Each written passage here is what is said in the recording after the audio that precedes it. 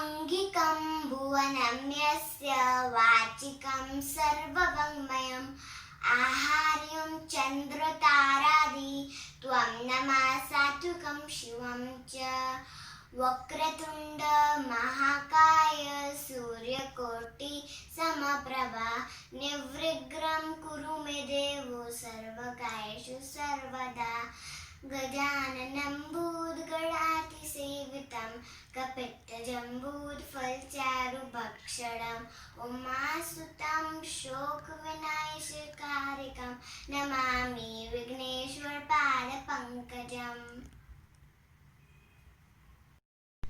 Once upon a time there lived a little girl named Red Riding Hood.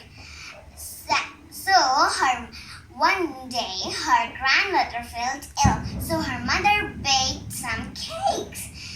And her mother said, "Little Red Riding Hood, your grandmother's ill, so take the cake to her and give it to her and cheer her up." So Little Red Riding Hood went through the forest, and suddenly she met a big bad wolf. And the big bad wolf said, "Little girl, where are you going?" She replied, "I'm going to my grandmother's house." And he said, "Ooh, good, let's have a race." So she said, "Okay." The wolf ran as he can run. And then he finally reached at grandmother's house, and he knocked on the door and said, "Grandmother, it's me, your little daughter, Red Riding Hood." And then the poor lady grandmother yelled, "Yes, yes, come in, dear."